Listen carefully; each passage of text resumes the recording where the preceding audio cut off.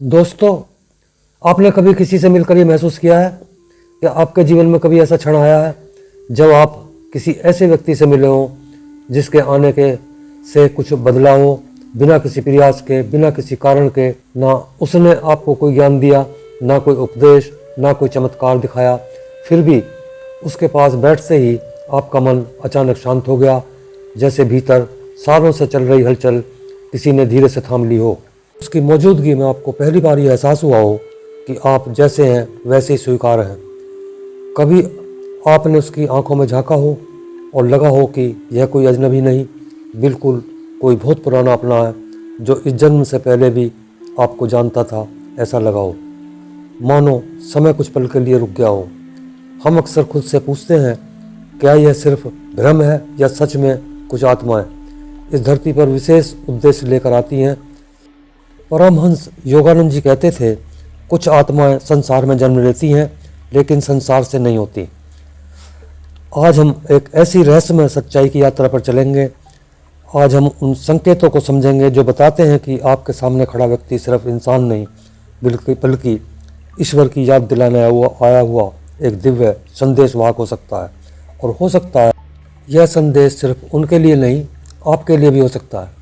जब धरती पर चेतना कम होने लगती है, शास्त्र कहते हैं जब मनुष्य अपनी आत्मा को भूलकर सिर्फ शरीर, पद और पहचान में उलझ जाता है, जब प्रेम स्वार्थ बन जाता है और सत्य डराने लगता है, तब ईश्वर शोर मचाकर नहीं आता, वह चुपचाप कुछ जागृत आत्माओं को भेज देता है।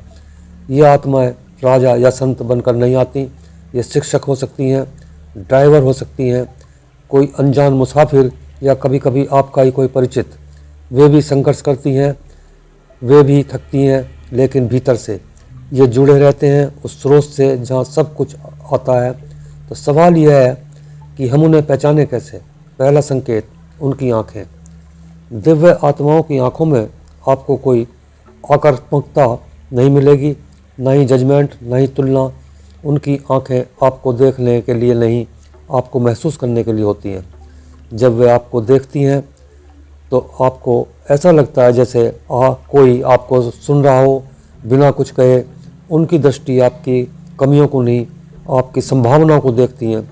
अगर किसी की आंखों में देखकर आप अपने आप को हल्का महसूस करें तो समझिए वह दृष्टि साधारण नहीं। दूसरा संकेत, उनका मौन में वह बहुत ज़्यादा बोलते नहीं, लेकिन जब बोलते हैं तो शब्द नहीं निकलते। उनकी बातों में डर नहीं होता, दबाव नहीं होता, सिर्फ एक भरोसा होता है। कभी कभी वे कुछ कहते भी नहीं हैं और फिर आपको उत्तर मिल जाता है। योगानंद जी कहते थे, सत्य सबसे ऊंची आवाज़ में नहीं, सबसे गहरे मौन में बोलता है। तीसरा संकेत, उनका प्रेम चुनिंदा नहीं होता, वह सबके लिए होता है। वो आपको इसलिए नहीं अपनाते कि आप खास हैं, वे आपको इसलिए अपनाते हैं क्योंकि वे प्रेम करना जानते हैं। वे मदद करके उसे याद नहीं रखते और आभार न मिले तो भी दुखी नहीं होते। उनके लिए सेवा कर्तव्य नहीं, स्वभाव होती है। चौथा संकेत, उनकी उपस्थिति में वे जहाँ होते हैं वहाँ माहौल बदल जाता है। लोग बिना जाने उनके पास खिंचे चले आते हैं। उनके पास बैठकर आपको लगता है जैसे मन ने गहरी सांस ली हो। उनकी ऊर्जा उपदेश नहीं देती, वह आपको घर जैसा महसूस कराती है। पांचवा संकेत, उनका अदृश्य जुड़ाव। दुनिया उन्हें व्यस्त देखती है लेकिन भीतर वे हमेशा जुड़े रहते हैं। उनके जीवन में सुख दुख आते हैं लेकिन उन्हें हिलाते नहीं, क्योंकि वे जानते हैं वे संसार के यात्री हैं, मालिक नहीं। ईश्वर उनके लिए कोई अवधारणा नहीं बल्कि एक जीवित अनुभव होता है। और अब अंतिम रहस्य।